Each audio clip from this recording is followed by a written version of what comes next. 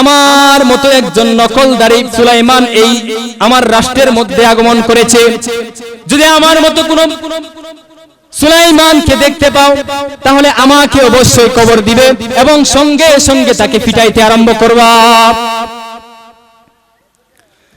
তারপরে ওই আংটিটা নিয়ে শয়তান তার রাজপ্রাসাদে চলে গেলেন। রাজপ্রাসাদে যাওয়ার পরে হযরতে সুলাইমান যে চেয়ারের মধ্যে বসতেন, শয়তান ওই চেয়ারের মধ্যে বসে গেলেন। আর এদিক দিয়ে হযরতে সুলাইমান পয়গম্বর বাথরুম থেকে বাইর হলেন। বাথরুম থেকে বাইর হওয়ার পরে ওই দাওরানকে বলতেছেন আমার আংটি দাও। ওই দাওরান বলতেছে যে আমার পয়গম্বর সুলাইমান তো বলে গেছে যে নকলদারি সুলাইমান এই আমার প্রাসাদে আসছে, তো এটাই হয়তো নকলদারি সুলাইমান। তো বলতেন আংটি ভাই আমার কাছে নাই, তুমি একটু সামনের দিকে যাও। আর উনি একটু সামনের দিকে যাইতেছে, আর আসল এই নকল শয়তান ওই আসল সুলাইমানকে দেখে ফেলেছে। আসল সুলাইমানকে দেখা সৈন্যদেরকে আদেশ দিয়ে দিলেন যে ওই দেখো নকল একজন সুলাইমান আইতেছে, তাকে তোমরা পিটাও, পিটাইতে পিটাইতে বেহুশ করে ফেলো এবং ওকে পিটাইতে পিটাইতে তোমরা সমুদ্রের সৈকতে নিয়ে ছেড়ে দাও। আলহামদুলিল্লাহ আলহামদুলিল্লাহ নাহমাদুহু ওয়া নাস্তাঈনুহু ওয়া নাস্তাগফিরুহু ونعوذ بالله من شرور أنفسنا من يهده الله فلا مضل له ومن يضلله فلا هادي له ونشهد أن لا إله إلا الله وحده لا شريك له أرسله بالحق بشيرا ونذيرا أما بعد قال الله تعالى في القرآن المجيد وفي الفرقان الحميد أعوذ بالله من الشيطان الرجيم بسم الله الرحمن الرحيم وإذ قال للملائكة اسجدوا لآدم فسجدوا إلا إبليس أبى واستكبر وكان من الكافرين عن ابن مسعود قال قال رسول الله صلى الله عليه وسلم لا يدخل الجنة أحد في قلبه مثقال حبة من كردل من كبر أو قام عليه الصلاة والسلام محبتের সাথে হৃদয়ের গহীন থেকে রাসূলের উপর দুরূদ ইব্রাহিম পাঠ করি। اللهم صل على محمد وعلى آل محمد كما صليت على إبراهيم وعلى آل إبراهيم إنك حميد مجيد اللهم بارك على محمد وعلى آل محمد كما باركت على إبراهيم وعلى آل إبراهيم إنك حميد مجيد दुनिया में सदाकत में तेरा नाम रहेगा दुनिया में सदाकत में तेरा नाम रहेगा सिद्दीक तेरा नाम से इस्लाम रहेगा, सिद्दीक तेरा नाम से इस्लाम रहेगा। दुनिया में अदालत में तेरा नाम रहेगा, दुनिया में अदालत में तेरा नाम रहेगा। फारूक तेरा नाम से इस्लाम रहेगा, फारूक तेरा नाम से इस्लाम रहेगा। दुनिया में सखावत में तेरा नाम रहेगा, दुनिया में सखावत में तेरा नाम रहेगा। उस्मान तेरा नाम से इस्लाम रहेगा, उस्मान तेरा नाम से इस्लाम रहेगा। गनीमत है सिहत लालच से पहले, फरागत मशागल की कसरत से पहले। गनीमत है सिहत लालच से पहले, फरागत मशागल की कसरत से पहले। जुआनी बरहपे की जहमत से पहले। जो करना है कर लो के तुरी है महलात। अल्हम्दुलिल्लाह,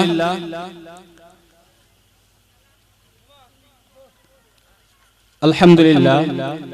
इटना पश्चिम ग्राम इमानपाड़ा जामे मस्जिद और युव समाजेर उद्योगे प्रथम वार्षिक ताफसीरुल कुरान महासम्मेलनेर उपविष्ट सम्मानित सभापति साहेब, उपस्थित आছেন জাতির রাহবার, श्रेष्ठ माয়ের श्रेष्ठ सन्तानेरा, उलामाए किराम, मुरब्बियाने आज़म, आमार प्राणेर जुबक भाइरा एवं पर्दार आड़ाले अवस्थानरत आमार श्रद्धेय मा ओ बोनेरा,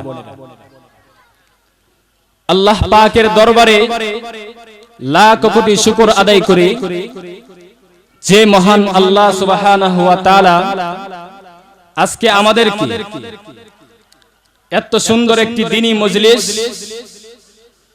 এই মজলিসের মধ্যে আসার বসার কিছু কথা শোনার তৌফিক দান করেছেন। এই জন্য মাওলার শুকর সবাই আদায় করি, বলি আলহামদুলিল্লাহ।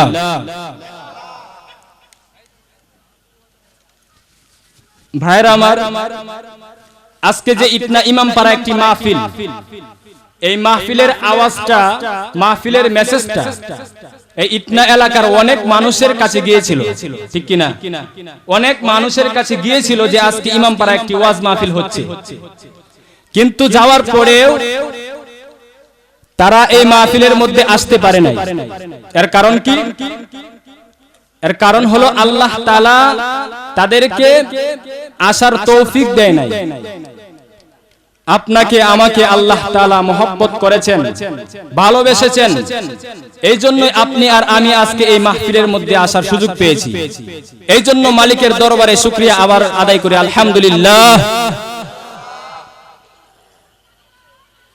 আপনারা যে এই মাহফিলের মধ্যে আসছেন, আল্লাহ তাআলা আপনাকে সওয়াব দেবেন না? অবশ্যই আল্লাহ তাআলা সওয়াব দেবেন। আপনার যদি নিয়ত ঠিক থাকে অবশ্যই আল্লাহ তাআলা আপনাকে সওয়াব দিবেন। যে আমি দিল থেকে কোরআনকে ভালোবেসে, মহব্বত করে, নবীকে ভালোবেসে আমি ওয়াজ শোনার জন্য যাইতেছি, তাহলে আল্লাহ অবশ্যই সওয়াব দিবেন। যেমন সর্বশ্রেষ্ঠ কোরআন শরীফ, এই কোরআন শরীফের পরেই একটি কিতাব আছে, যে কিতাবের নাম হলো বুখারী শরীফ। নাম শুনছেন? বুখারী শরীফ কওমি মাদ্রাসাতে পড়া হয়। ওই বুখারী শরীফের মধ্যে সর্বপ্রথম যে হাদিসটা, ওই হাদিসটা হলো হযরত ওমর রাদিয়াল্লাহু তাআলা আনহু মসজিদের মিম্বরে দাঁড়াইয়া হাদিসটা বলতেছেন যে ইন্নামাল আমালু বিন্নিয়াত, যে প্রত্যেক আমলই হলো নিয়তের উপর নির্ভরশীল। বান্দা যাই করে, যে আমলে বান্দা করে, সে যদি বান্দা আমলের নিয়তটা করে তাহলে অবশ্যই আল্লাহ তাআলার কাছে ওই আমলটা কবুল হয়ে যায়, বলেন সুবহানাল্লাহ। হযরত ওমর ফারুক কেমন একজন সাহাবী ছিলেন?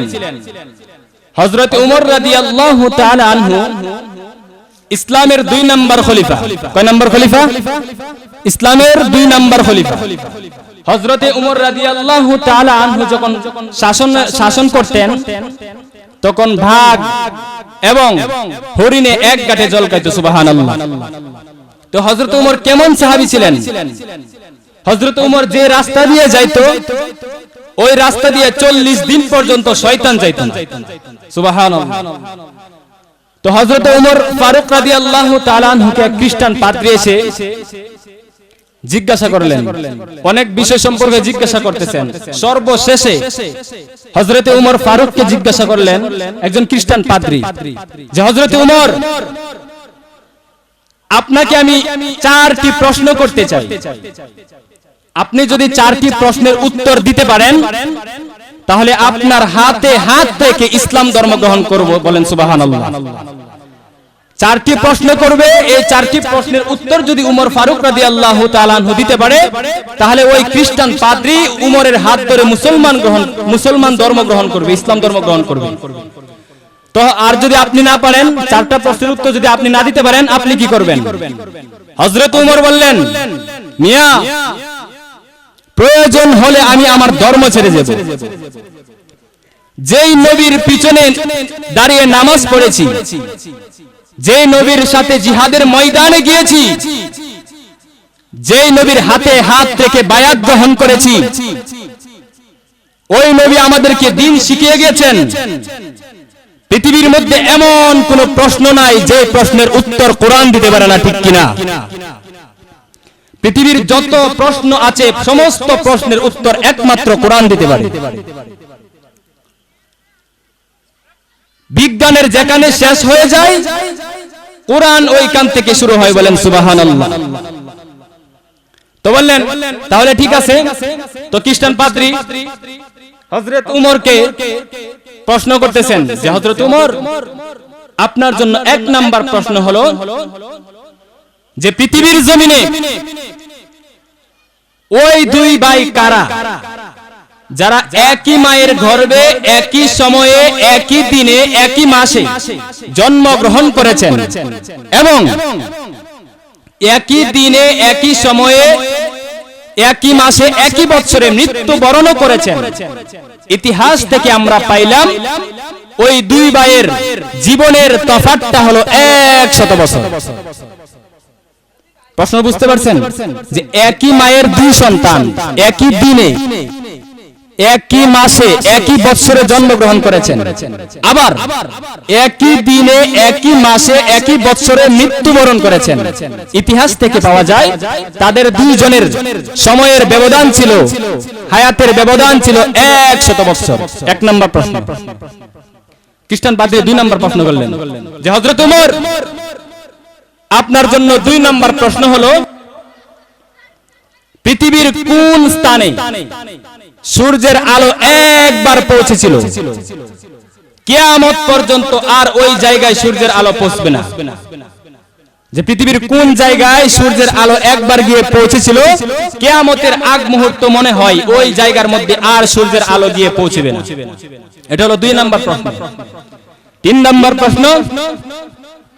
3 নম্বর প্রশ্ন হলো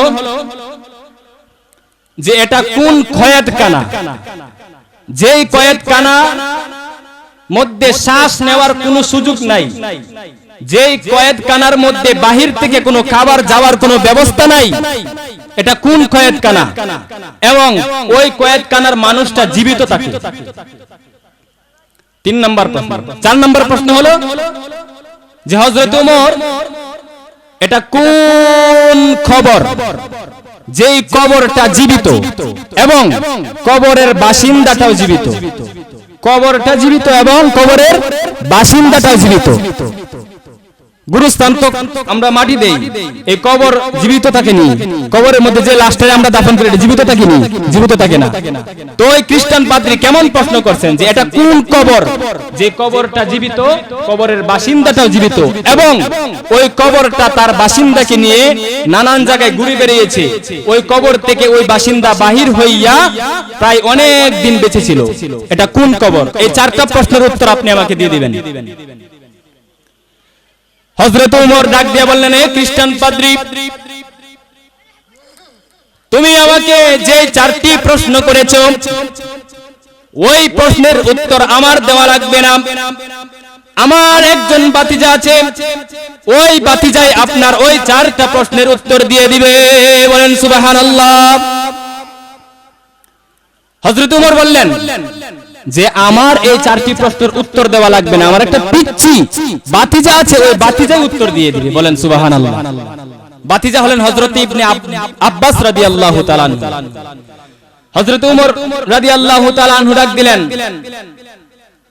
ইবনে আব্বাস এদিকে আসো, এই খ্রিস্টান পাদ্রী যে 4টা প্রশ্ন করেছে ওই 4টা প্রশ্নের উত্তর তুমি দিয়ে দাও। খ্রিস্টান পাদ্রী আশ্চর্য হয়ে গেছে যে যে কঠিন প্রশ্ন করলাম ওই প্রশ্নের উত্তর আমি বালাটিকে জানি না, তাহলে উমর বাদ দিয়ে তার একটা পিচ্চি ভাতিজা কেমন করে দেয়? সে আশ্চর্যান্বিত হয়ে গেছে। আশ্চর্যান্বিত হওয়ার পরে ওই ভাতিজা এসে বললেন, এ খ্রিস্টান পাদ্রী, তুমি যে প্রশ্ন করেছো আর কোন প্রশ্ন টুকায়া পাইলে না, তুমি খুঁজে আর প্রশ্ন পাইলে না, এত সহজ প্রশ্ন কি মানছে করে? পিচ্চি ভাতিজা এসে বললেন, এত সোজা প্রশ্ন আর প্রশ্ন পাইলে না? হযরত ইবনে আব্বাস রাদিয়াল্লাহু তাআলা আনহু প্রশ্নের উত্তর দিতেছে যে আপনি প্রশ্ন করেছিলেন পৃথিবীর জমিনে কোন দুই ভাই যারা এক দিনে জন্মগ্রহণ করেছে এবং একই দিনে মৃত্যুবরণ করেছে, ইতিহাস থেকে পাওয়া যায় তাদের জীবনের হায়াত ছিল 100 বৎসর। এ খ্রিস্টান পাদ্রী, তুমি শুনে নাও, ওই দুই ভাই হলো, এক ভাইয়ের নাম হলো হযরতে উযাইর এবং আরেক ভাইয়ের নাম হলো হযরতে উযাইজ। এই দুই ভাই পৃথিবীর জমিনে একই দিনে জন্মগ্রহণ করেছে এবং একই দিনে মৃত্যুবরণ করেছে, কিন্তু ওই দুই ভাইয়ের মধ্যে এক ভাই আল্লাহর কাছে চেয়ে এনেছিলেন, গো আল্লাহ, আপনি মৃত্যু কেমন করে দেন, এই মৃত্যুটা আমি দেখতে চাই, মৃত্যুর স্বাদ আমি গ্রহণ করতে চাই। আল্লাহ সুবহানাহু ওয়া তাআলা এক ভাইয়ের দোয়া আল্লাহ তাআলা কবুল করেছিলেন। এই জন্য একই দিনে জন্মগ্রহণ করার পরেও, একই দিনে মৃত্যুবরণ করার পরেও আল্লাহ সুবহানাহু ওয়া তাআলা এক ভাইকে 100 বছর পরে কবর থেকে তুলে জীবিত করেছিলেন। যে এক ভাই আল্লাহর কাছে চেয়েছিলেন যে আল্লাহ মৃত্যুটা কেমন করে দাও, আমি দেখতে চাই। এই জন্য 100 বছর পরে একই দিনে জন্ম একই দিনে মৃত্যু দেওয়ার পরেও এক ভাইকে 100 বছর পরে জীবিত করেছিলেন। এই জন্য তাদের দুজনের জীবনের হায়াতের ব্যবধান ছিল 100 বছর। 2 নম্বর প্রশ্নের উত্তর, হযরত ইবনে আব্বাস রাদিয়াল্লাহু তাআলা আনহু ডাক দিয়ে বললেন, হে খ্রিস্টান পাদ্রী, আপনার 2 নম্বর প্রশ্নের উত্তর হলো, আপনি বলেছেন পৃথিবীর কোন জায়গার মধ্যে সূর্যের আলো একবার গিয়ে পৌঁছেছিল, কিয়ামতের আগ মুহূর্ত আর কখনো গিয়ে পৌঁছবে না। ওই স্থান হলো, ওই জায়গা হলো হযরতে মূসা আলাইহিস সালাতু ওয়াস সালামের জমানায় ফেরাউন বাহিনী যখন মূসা আলাইহিস সালাতু ওয়াস সালামের বাহিনীকে দৌড়াইতেছিল, এমন সময় নীল নদীর কাছে যাইয়া যখন হযরতে মূসা আলাইহিস সালাতু ওয়াস সালাম লাঠি দিয়া নীল নদীর মধ্যে আঘাত দিয়েছিল, ওই সময় যে কয়েকটি রাস্তা হয়েছিল, ওই রাস্তার মধ্যে সূর্যের আলো একবার গিয়ে পৌঁছেছিল, কিয়ামতের আগ পর্যন্ত আর কখনোই গিয়ে পৌঁছবে না। 3 নম্বর প্রশ্ন হলো, এটা কোন কয়েদখানা, যে কয়েদখানার মধ্যে শ্বাস নেওয়ার কোনো ব্যবস্থা নাই, যে কয়েদখানার মধ্যে বাহির থেকে কোনো খাবার যাওয়ার কোনো ব্যবস্থা নাই। হযরত ইবনে আব্দুল্লাহ ইবনে আব্বাস ডেকে বলেন, খ্রিস্টান পাদ্রী, এই কবরখানার মধ্যে তুইও ছিলি, তুইও এই কয়েদখানার মধ্যে ছিলি। বলতে পারেন ওই কয়েদখানা কি? মায়ের গর্ভ। এই খ্রিস্টান পাদ্রী, তুই নিজেই এই গর্ভের মধ্যে ছিলি, এই কয়েদখানার মধ্যে ছিলি। মহান আল্লাহ সুবহানাহু ওয়া তাআলা তোকে 10 মাস 10 দিন গর্ভে রাখার পরেও, বাহির থেকে কোনো খাবার যাওয়ার ব্যবস্থা না থাকার পরেও, বাহির থেকে কোনো শ্বাস প্রশ্বাসের ব্যবস্থা না থাকার পরেও, যেই মহান আল্লাহ সুবহানাহু ওয়া তাআলা তোকে দুনিয়ার জমিনে আগমন করিয়েছেন, আরো কি তুই কোনো প্রশ্ন করবি? যে আল্লাহ এত সুন্দর করে তোকে দুনিয়ার জমিনে আগমন করার সুযোগ দিয়েছে, তাহলে তুই আরো প্রশ্ন করবি, তুই ইসলাম ধর্ম গ্রহণ করছ না কেন? 4 নম্বর প্রশ্ন, যে পৃথিবীর জমিনে এটা কোন কবর, যে কবরের বাসিন্দাটা জীবিত, কবরটাও জীবিত। হযরত আব্দুল্লাহ ইবনে আব্বাস ডেকে ডেকে বলে, হে খ্রিস্টান পাদ্রী, ওই কবরটা হলো হযরত ইউনূস আলাইহিস সালাতু ওয়াস সালামের মাছের পেট। হযরত ইউনূস আলাইহিস সালাতু ওয়াস সালাম যখন নদীর মধ্যে পড়ে গিয়েছিলেন, তখন একটি মাছ হযরত ইউনূস আলাইহিস সালাতু ওয়াস সালামকে খেয়ে ফেলেছিল। আল্লাহ সুবহানাহু ওয়া তাআলা হযরত ইউনূস আলাইহিস সালাতু ওয়াস সালামকে মাছের ভিতরে অনেক দিন রেখেছিলেন এবং ওই মাছটা হযরত ইউনূস আলাইহিস সালাতু ওয়াস সালামকে নিয়ে এই জায়গা থেকে ওই জায়গা, ওই জায়গা থেকে ওই জায়গা, এখান থেকে সেখানে ঘুরে বেরিয়েছিলেন এবং আল্লাহ তাআলার নির্দেশে ওই মাছটা হযরত ইউনূস আলাইহিস সালাতু ওয়াস সালামকে জমিনের মধ্যে যখন নিক্ষেপ করে দিয়েছেন, তখন হযরত ইউনূস আলাইহিস সালাতু ওয়াস সালাম পৃথিবীর জমিনে অনেক দিন বেঁচে ছিল। এই হলো চারটা প্রশ্ন। তাহলে হযরত উমর রাদিয়াল্লাহু, আমি বলতেছিলাম যে হযরত উমর রাদিয়াল্লাহু তাআলা কেমন ধরনের সাহাবী ছিলেন। তো আমার মূল আলোচনা ওইটা না যে আপনারা এই মাহফিলের মধ্যে আসছেন, আল্লাহ রাসূল সাল্লাল্লাহু আলাইহি ওয়াসাল্লাম সাহাবায়ে কেরামদেরকে নিয়া বলতেছেন বা ইশারা দিয়ে দেখাইতেছেন যে সাহাবায়ে কেরাম, ওই যে উহুদ পাহাড়টা দেখতেছো, উহুদ পাহাড়টা যদি স্বর্ণ হয়ে যায় আর যদি আল্লাহ সুবহানাহু ওয়া তাআলা ওই স্বর্ণগুলা যদি বিক্রি করা হয়, ওই স্বর্ণগুলা বিক্রি করার পরে যত পরিমাণ মূল্য হবে, যত পরিমাণ দাম হবে, আল্লাহ রাব্বুল আলামিনের কাছে কি মর্যাদা এর চাইতে শত শত গুণ বেশি। বলেন সুবহানাল্লাহ। উহুদ পাহাড়টা যদি স্বর্ণ হয়ে যায় আর সেটা বিক্রি করে যত মূল্য হবে, আল্লাহ তাআলার কাছে এর চাইতে একটি বান্দার একটি নেকির মূল্য এর চাইতে বেশি। তাহলে আমরা কত নেকি করতেছি যে আমরা মাহফিলের মধ্যে আসছি। আল্লাহ তাআলা অবশ্যই আপনাকে আমাকে লাখ লাখ নেকি দান করবেন। আল্লাহ তাআলা নেকি দান করলে আল্লাহর কোনো ক্ষতি আছে? ক্ষতি নাই। তো আমি আপনাদের সামনে তেলাওয়াত করেছিলাম, একটি আয়াত তেলাওয়াত করেছিলাম যে আল্লাহ তাআলা বলেন, ওয়া ইয ক্বালা লিল মালাইকাতি ইসজুদু লি আদম ফাসাজাদু ইল্লা ইবলিস আবা ওয়াস্তাকবারা ওয়া কানা মিনাল কাফিরিন।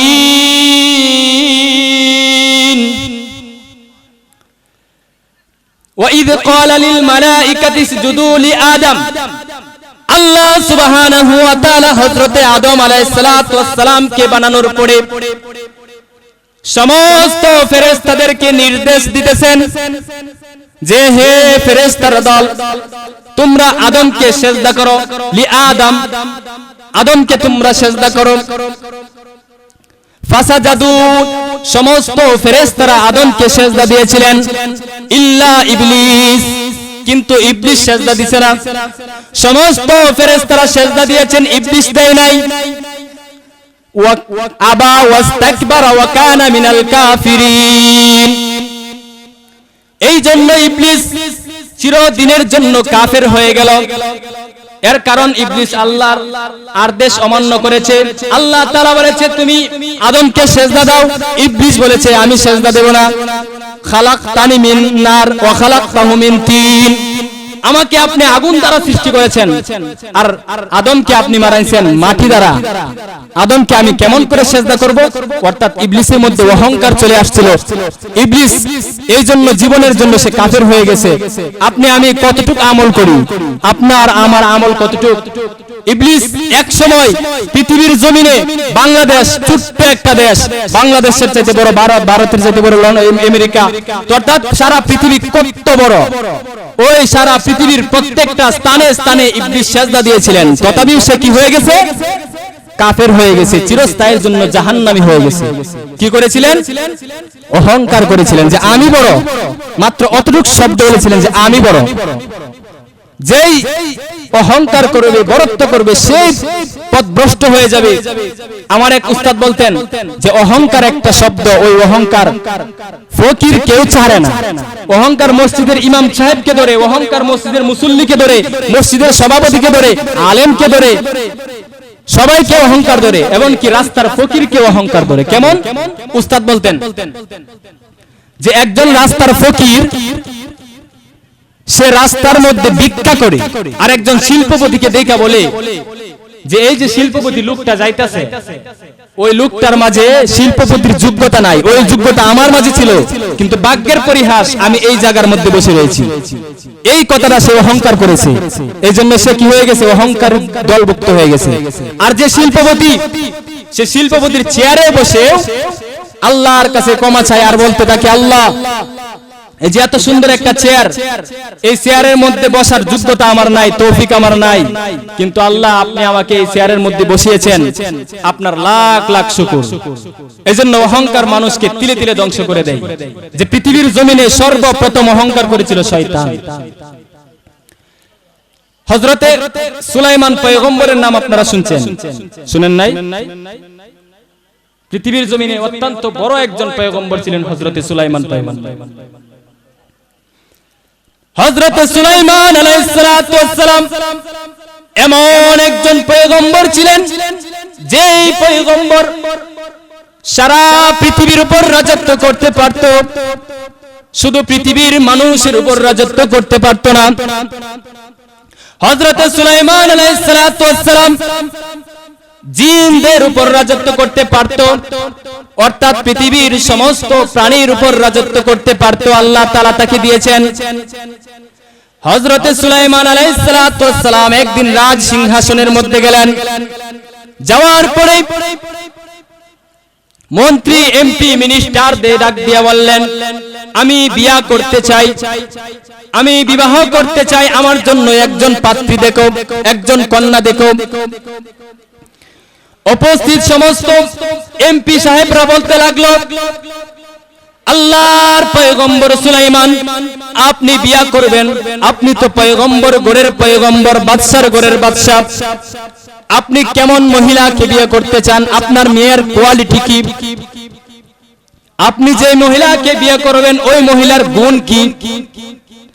আল্লাহর পয়গম্বর সুলাইমান আলাইহিস সালাতু ওয়াস সালাম বললেন, মেয়ের মধ্যে কয়েকটি গুণ থাকা লাগবে। এক নাম্বার গুণ হলো মেয়েটা পর্দানশীল হওয়া লাগবে। দুই নাম্বার গুণ হলো মেয়েটা সচ্চরিত্রবান হওয়া লাগবে। অনেক মেয়ে আছে পর্দার ভিতরে শয়তানি করে, করে কি করে না?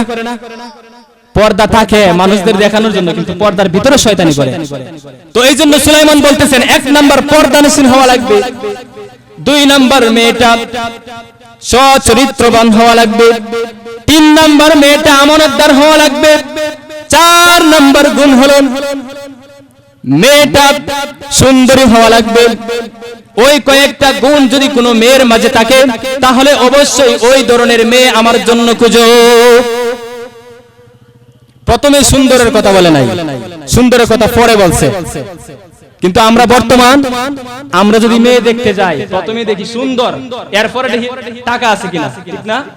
প্রথমে দেখি সুন্দর, মেয়েটা সুন্দর কিনা, তারপরে মেয়েটার বাপের টাকা পয়সা আছে কিনা।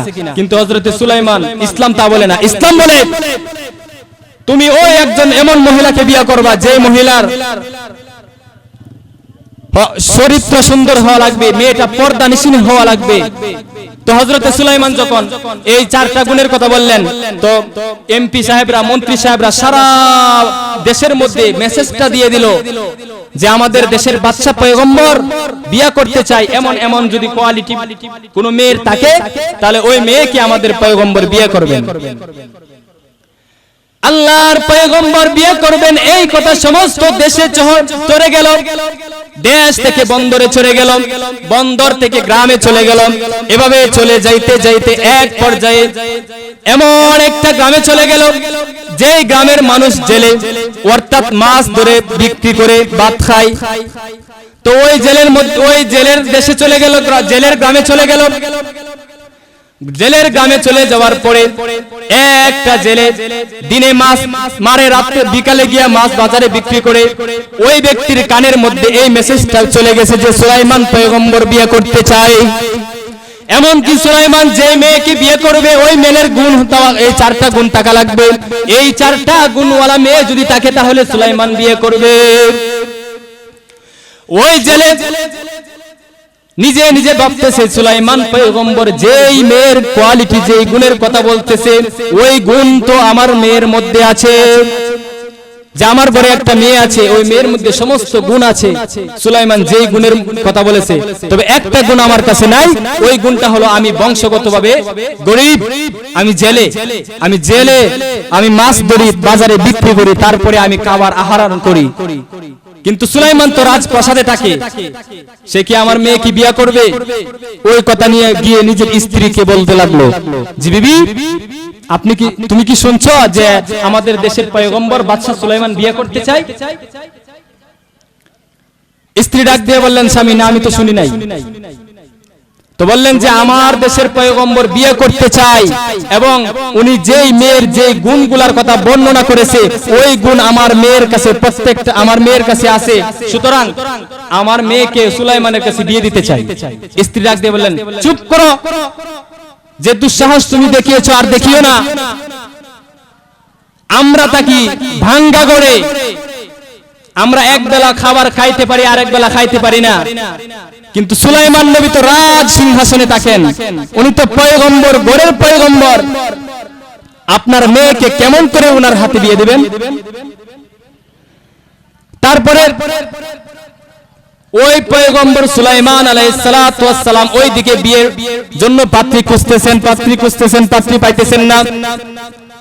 ঘটনাক্রমে ওই জেলে একটি চিঠির মধ্যে লিখে দিলেন যে আমি একজন জেলে, আমার একজন কন্যা সন্তান আছে, আপনি যেই গুণের কথা বলছিলেন সমস্ত গুণ আমার কন্যার মাঝে বিদ্যমান। ওই জেলের চিঠিটা পয়গম্বর সুলাইমানের কাছে চলে গেল, সুলাইমান আলাইহিস সালাতু ওয়াস সালামের কাছে চলে গেল। সুলাইমান আলাইহিস সালাতু ওয়াস সালাম চিঠিটা নিয়ে পড়তেছেন, পড়তে প্রথমেই দেখে আমি একজন জেলে, আমার একটা কন্যা সন্তান আছে, এবং কন্যা সন্তানের মধ্যে সমস্ত গুণ বিদ্যমান। এই চিঠিটা পড়ে হযরতে সুলাইমান রাগান্বিত হয়ে গেলেন এবং চেহারা মলিন হয়ে গেল। পয়গম্বর সুলাইমান বলতেছে যে আমি একজন বাদশা, আমি পয়গম্বরের ঘরের পয়গম্বর, আমি পয়গম্বরের ঘরের পয়গম্বর, সারা দেশ আমি রাজত্ব করি। একজন জেলের কতটুকু সাহস, তার মেয়েকে আমার কাছে বিয়ে দিতে চায়। হযরতে সুলাইমান আলাইহিস সালাতু ওয়াস সালাম যে কথাটা বলছেন ঠিক আছে, কারণ উনি রাজা। ইসলামের মধ্যে বলা হয়েছে কুফু দেখে বিয়ে করতে। কুফু কি? যে আপনি যেমন বিয়ে করবেন তেমন। আপনি মাদ্রাসার আলেম, আপনি যদি একজন ইয়াকে বিয়ে করেন, স্কুল পড়ুয়া ছাত্র, কলেজ পড়ুয়া ছাত্রকে বিয়ে করেন, ছাত্রীকে বিয়ে করেন, তাহলে সে বেপরদায় চলাফেরা করবে, আপনার ক্ষতি হবে না, আপনার সম্মানের ক্ষতি হবে, আপনার সব দিক দিয়ে ক্ষতি হবে। এই জন্য ইসলাম বলে কুফু মিলিয়ে বিয়ে করার জন্য, কুফু। তো সুলাইমান এর কথা বলতেই পারে, কিন্তু এই কথার মাঝে কিছু অহংকারের ভাব পাওয়া যায়, আমিত্বর ভাব পাওয়া যায়। এজন্য আল্লাহ তাআলা বললেন, এ সুলাইমান, আমি তোকে রাজত্ব দান করলাম, আমি তোকে সমস্ত দেশের উপর রাজত্ব দান করলাম, আর তুই একটু অহংকার করে ফেলছো, আমি আল্লাহ তাআলা তোকে পরীক্ষার মধ্যে ফেলে দেব। আল্লাহ তাআলা পরীক্ষায় ফেলবেন। হযরতে পৃথিবীর মধ্যে আল্লাহ সুবহানাহু ওয়া তাআলা 1,24,000 বা 2,24,000 পয়গম্বরকে প্রেরণ করেছেন। অনেক পয়গম্বরকে আল্লাহ তাআলা মুজিজা দান করেছেন, মুজিজা, এবং আমাদের আল্লাহর ওলিদেরকে আল্লাহ তাআলা কেরামত দান করেছেন।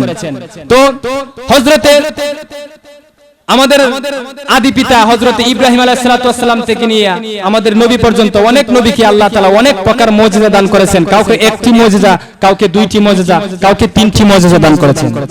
যেমন হযরতে মূসা আলাইহিস সালাতু ওয়াস সালামকে আল্লাহ তাআলা মুজিজা দান করেছিলেন।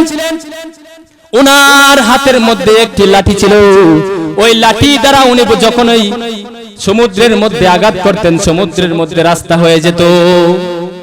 ওনার লাঠি দ্বারা যখন আল্লাহর নির্দেশে মাটির মধ্যে ফেলতেন, ওই লাঠি সাফ হয়ে যেত। তেমনি ভাবে হযরতে ঈসা আলাইহিস সালাতু ওয়াস সালাম, আল্লাহ তাআলা ঈসা আলাইহিস সালাতু ওয়াস সালামকে মুজিজা দান করেছিলেন।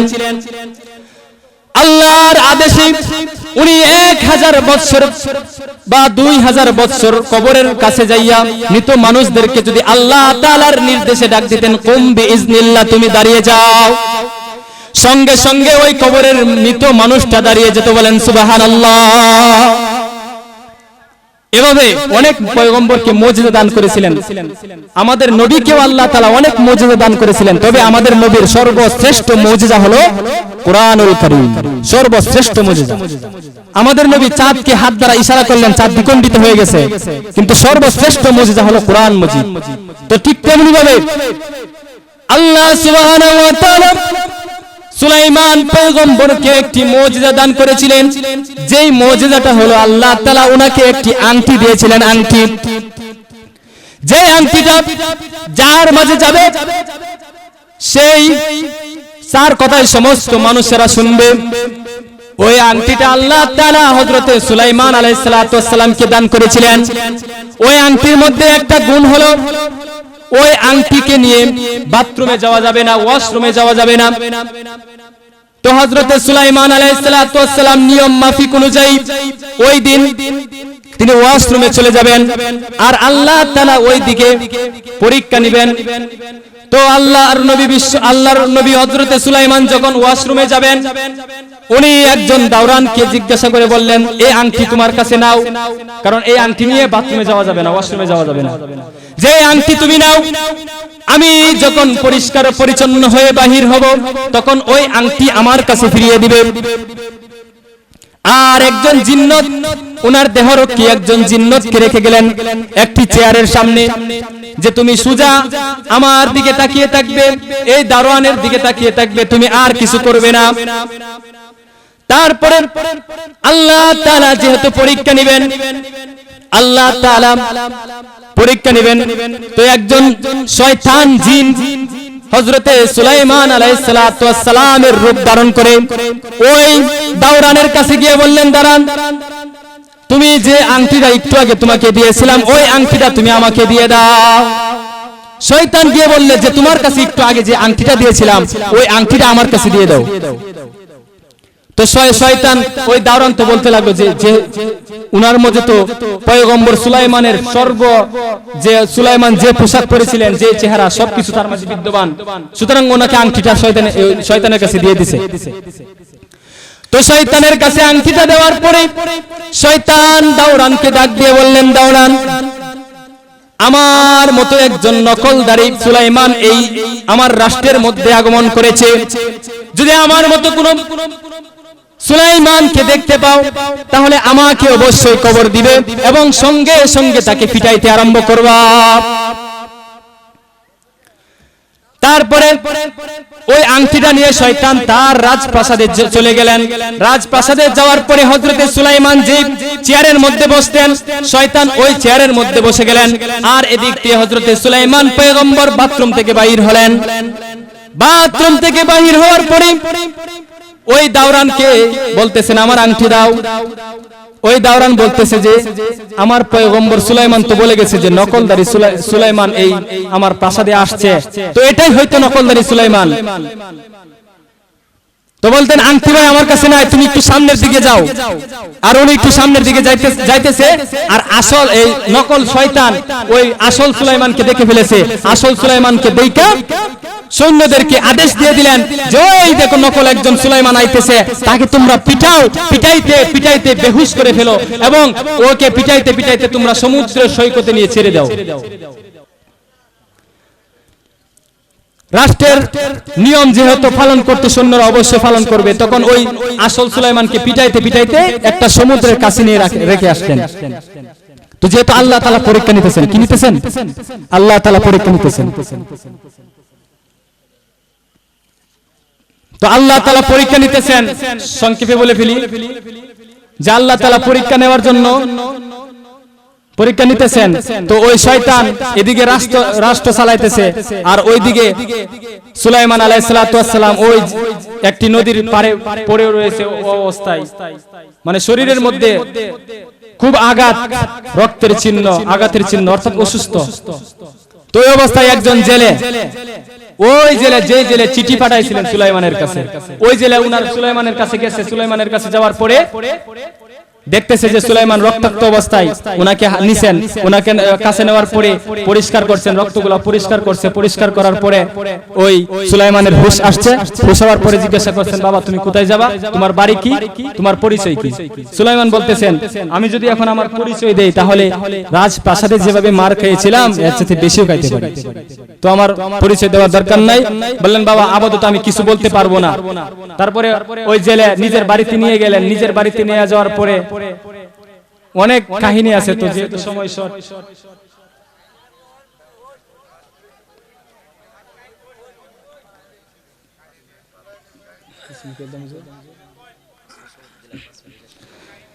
তো হযরতে সুলাইমান আলাইহিস সালাতু ওয়াস সালাম জেলের মধ্যে, জেলের বাড়িতে থাকতেছেন।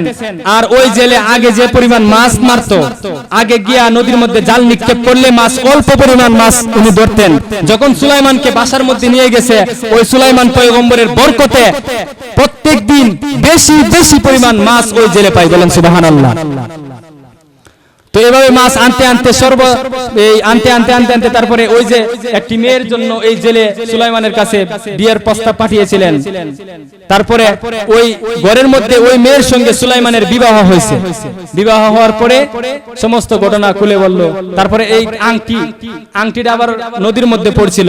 তারপরে নদীর মধ্যে থেকে এই যেহেতু জেলে মাছ ধরতো, এই জেলে হঠাৎ করে একটা মাছ ধরছেন, এই মাছের মধ্যে আংটিটাও পাইছেন। এই আংটিটা আবার আল্লাহ তাআলা সুলাইমানের হাতে নিয়ে পৌঁছে দিয়েছে। বলেন সুবহানাল্লাহ।